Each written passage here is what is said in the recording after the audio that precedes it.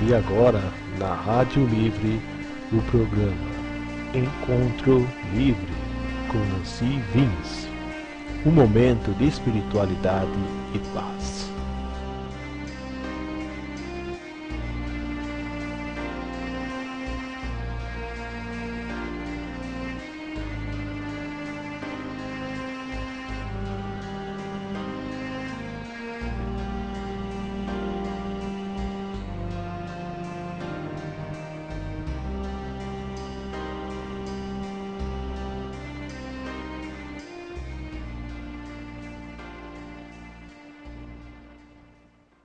Oi gente, bom dia, estamos mais uma vez aqui no nosso Encontro Livre.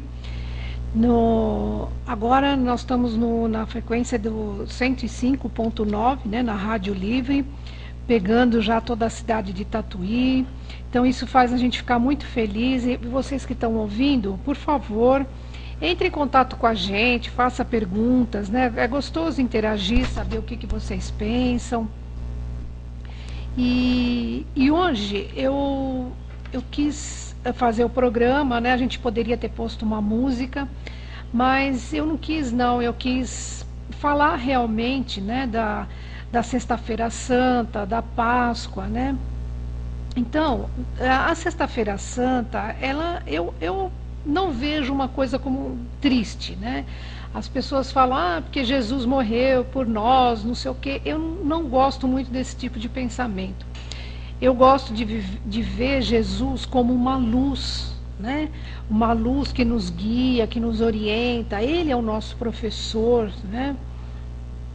O nosso mestre. Então eu não gosto de ver Jesus assim, na cruz. Eu acho até que a igreja poderia mudar, né? Podia ter um papa aí corajoso que mudasse essa imagem que Jesus morreu na cruz por nós. Não, eu acho que deveria ser um Jesus cheio de luz. Isso sim, que nos dá alegria, que veio trazer o amor, né? Então a gente deve se ligar nessas coisas boas, né?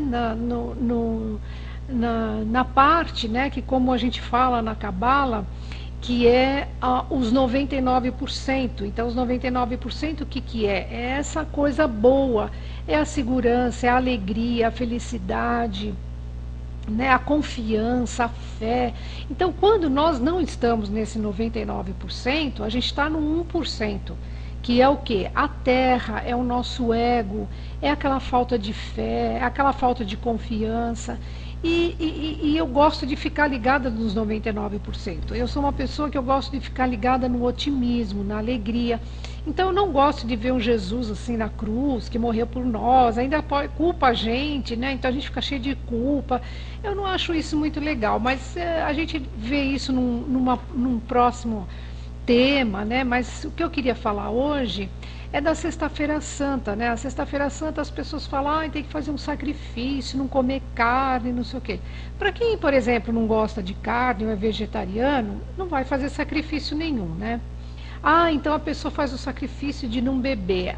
Tá bom, mas só aquele dia, então quer dizer, não é muito sacrifício, né? Aí eu acho que vocês devem entender como a Sexta-feira Santa é um dia da morte de Jesus, não é verdade? Então, a gente tem que pensar também, tem que interpretar essa morte como a morte da gente, a morte do nosso ego, né? Então, o que a gente leva nesse ego? É a raiva, são os ressentimentos, são as mágoas. Então, é isso que nós temos que nos libertar na Sexta-feira Santa. É um dia que a gente tem que parar e entrar numa introspecção, quer dizer, ir para dentro da gente e começar a sentir o que a gente é, né? Aonde eu estou? Eu estou lá no 99%, que é a parte elevada, né, do espírito, ou eu estou no 1%, que é o nosso ego? É aquela coisa pequena, é o menos, né? Então, a Sexta-feira Santa é para isso. É para a gente ficar mais quieta no lugar. Não precisa fazer sacrifício de material. A gente tem que fazer um sacrifício espiritual. Então, não falar mal de ninguém. Mas não é só aquele dia, né? Aquele dia a gente deve parar para pensar quais são as nossas fraquezas. Mas a gente deve trabalhar isso todos os dias. Então, todos os dias a gente tem que voltar para a gente mesmo, né? E pensar, onde que eu estou nisso? Se, por exemplo, se eu estou triste, poxa, então eu não estou no 99%, eu estou no 1%. Então, volta lá na alegria, né? Mesmo que as coisas estejam complicadas, comece a treinar isso dentro de você, que você vai ver que as coisas não são tão complicadas assim como a gente está imaginando. Então, esse dia, né, da sexta-feira é um dia para a gente parar e fazer esse sacrifício, né? Porque não é fácil a gente ver na gente o nosso ponto fraco, não é verdade? Ninguém gosta, né, quando alguém mostra para você o que você realmente é dentro de uma crítica construtiva, nem assim você gosta de ouvir.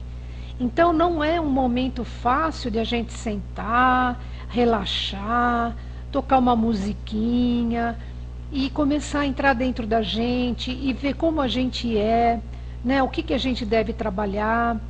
E aí sim, isso que é um sacrifício, né? É aquela coisa de você aceitar você mesmo. Isso é uma grandiosidade do espírito. Quando a gente aceita o que a gente é e aceita essa transformação, né? Vai atrás para se transformar, vai em busca do autoconhecimento, vai em busca do estudo, né?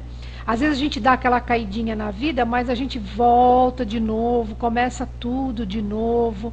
Então é isso que Jesus quer da gente, que é esse coração amoroso, que é esse coração acolhedor, né? Não é um coração negro, cheio de raiva, cheio de mágoas, ressentimentos. Então, para mim, a Sexta-feira Santa funciona assim. Eu não vejo a morte de Jesus, eu vejo a minha morte. Eu vejo o que eu posso fazer para agradar a Jesus, né, ao meu mestre. Isso sim, né? Mas eu vou falar então, isso eu falei da Sexta-feira Santa, e agora eu vou falar para vocês da Páscoa, né? A Páscoa, os eventos da Páscoa teriam ocorrido durante o Pêssar. Pêssar é a data em que os judeus comemoram a libertação, a fuga do seu povo, né, que era escravo do Egito. E a Pêssar é a Páscoa dos judeus, quer dizer, libertação do povo hebreu das mãos dos egípcios. Mas esta liberdade aqui é a libertação do nosso negativismo, do nosso ego. Vocês sabem, né, que o ego é que nos impede de irmos para frente na nossa espiritualidade, né, na nossa busca, né, do elevado, né, do mais elevado. E é o ego negativo, é claro, né, que nós podemos ter um ego também, ter um ego positivo. Mas, então, para os judeus, né, o Pêssar é a Páscoa deles e significa isso, né, a festa maior deles, assim, comemorando a libertação dos egípcios, né, das mãos dos egípcios. E no cristianismo, a Páscoa, ela não fica muito atrás do que representa a Páscoa judaica. A Páscoa, no cristianismo, ela significa ressurreição. Mas também nós podemos falar aqui do simbolismo da ressurreição, que é o ressurgir, surgir novamente.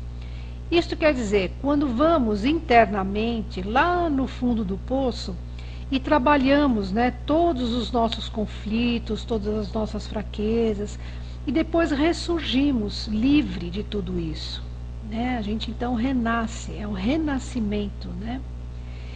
E como no significado do Pêssar dos judeus, que significa libertação, nós saímos da escravidão para a liberdade. É uma passagem, assim como a passagem de Cristo, da morte para a vida. A última ceia partilhada por Jesus e os seus discípulos, né, é narrada no Evangelho e é considerada geralmente um Seder do Pêssar, que é a refeição ritual que acompanha a festividade judaica. Então vocês podem perceber que existe muita coisa em comum, né, do judaísmo com o cristianismo. Porque, na verdade, Jesus era judeu, né? Ele falava para os judeus e não para os cristãos. Os cristãos aconteceu, né, depois que Cristo morreu, porque é sempre assim, né? Sempre quando morre um mestre, aí depois é fundada a igreja, aí é fundada uma religião, mas o mestre mesmo não fundou nada, né? Então, Jesus, lógico que ele carregava muita coisa judaica, né? Porque se ele era judeu, então essa Santa Ceia,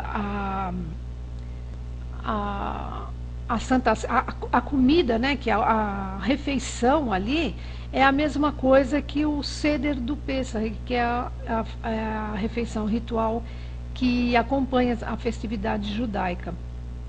Então, a Páscoa judaica, ela é comemorada na lua cheia, e eles se conectam com a luz, né, com a luz dessa lua cheia, que eles achavam, né, que recebiam essa luz através da lua cheia, né? Então, sempre a Páscoa judaica vai se dar na lua cheia. Para fazer o programa de hoje, eu fiz uma pesquisa, né? Então eu usei alguns sites, né, que me forneceram essas informações. Então, um deles é www.pesquisa.com. E aí o significado da Páscoa para os cristãos. Para os cristãos, a Páscoa é a celebração da ressurreição de Jesus Cristo, que ocorreu no 3º dia após a sua morte na cruz, de acordo com o Novo Testamento da Bíblia, né? Portanto, a Páscoa é um fundamento da fé cristã, né? A ressurreição de Cristo é considerada pelos cristãos como uma esperança viva, dada por Deus aos homens, né? A ressurreição é a fé, né? É a confiança e a esperança, né? Isso que significa para nós cristãos. E a importância, né, da Páscoa. O domingo de Páscoa, ele é muito importante para os cristãos. As igrejas, elas costumam tratar essa data, né, de forma festiva, de forma feliz. Por quê? Porque ela simboliza a esperança e a vida nova, né, em Cristo. Então, a vida nova em Cristo seria o quê, né? O nosso,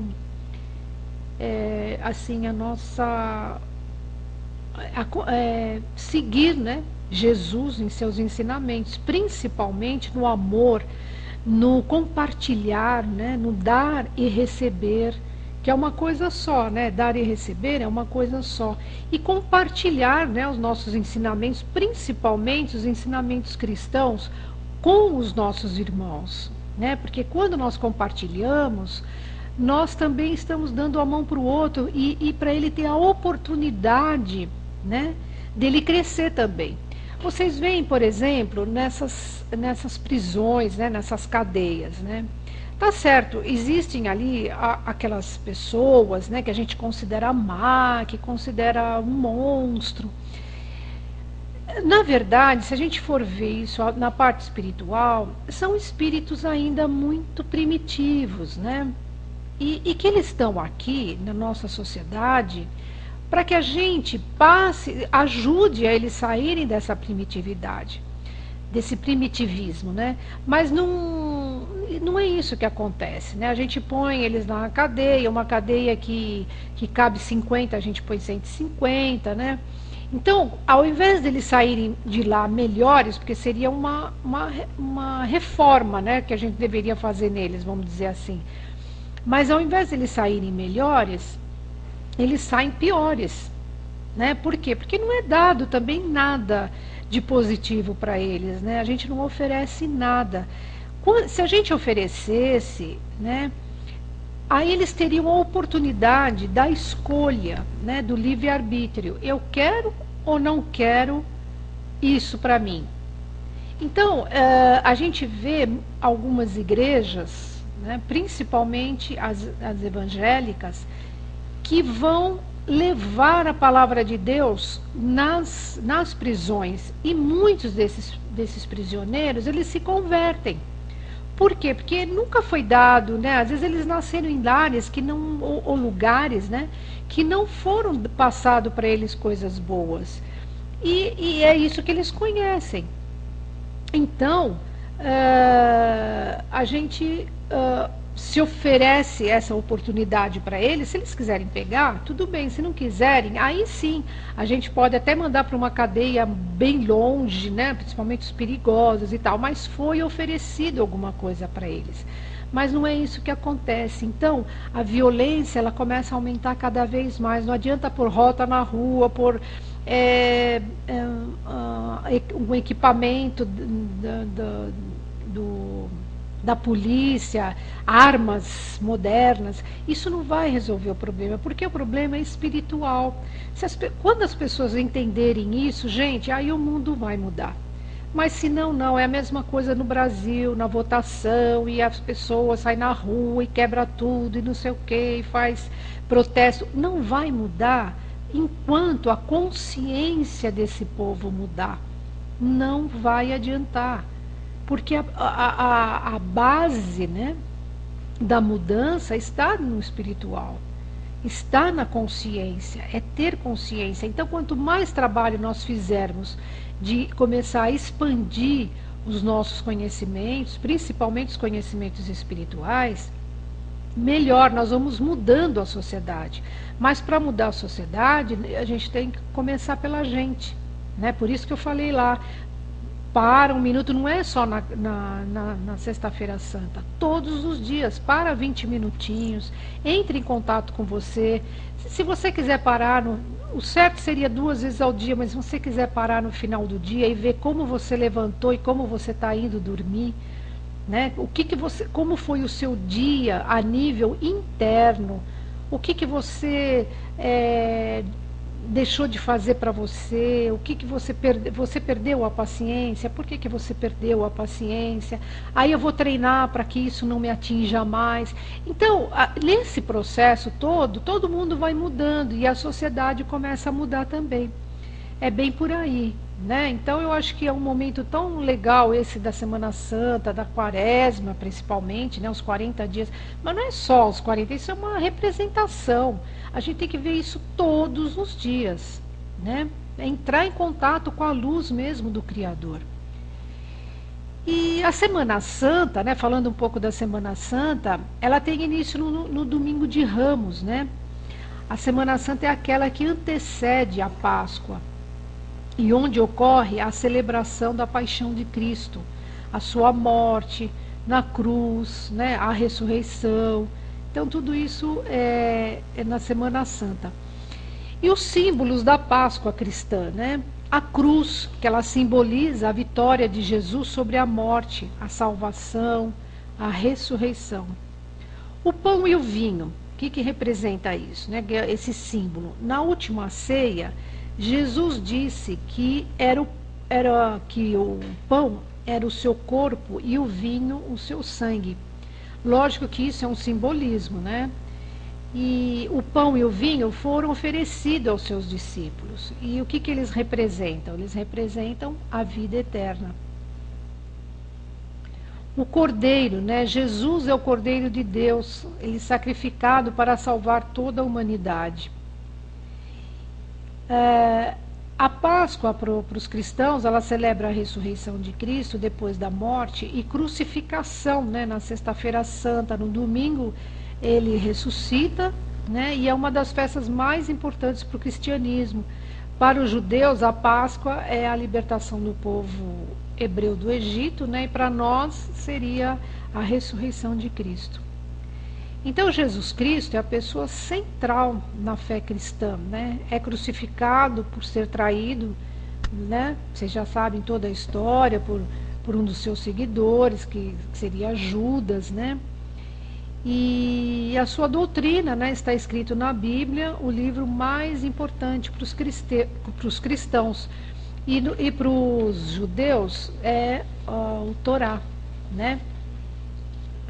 Então, a Páscoa cristã, ela celebra a ressurreição de Jesus Cristo Depois dele morrer na cruz, né, o seu corpo foi colocado em um sepulcro, onde ali por 3 dias ele ficou, né, até a sua ressurreição.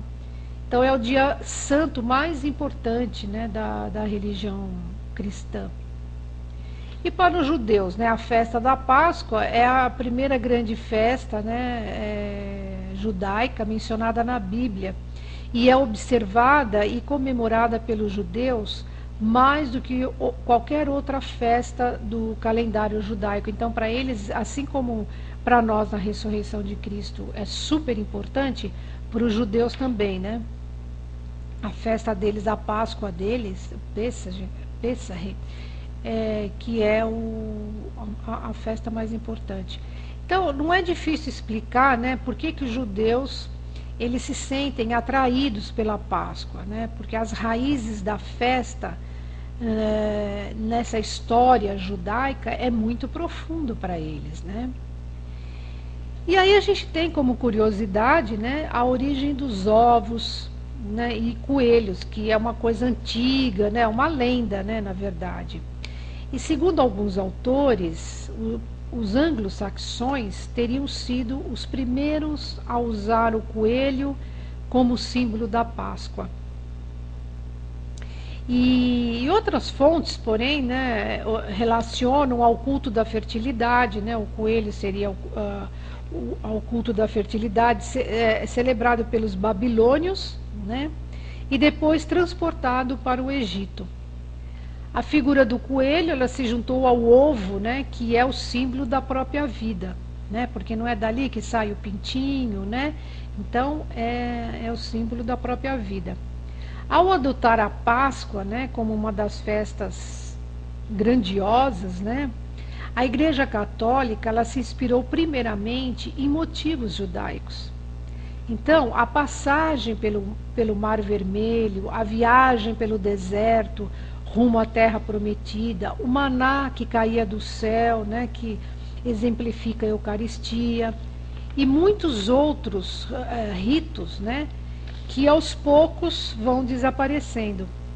Então, neste ir ao fundo do poço e tirar o orgulho, a raiva, a inveja, rivalidades, ressentimentos, é o que deve acontecer, né, nesse sentido da ressurreição.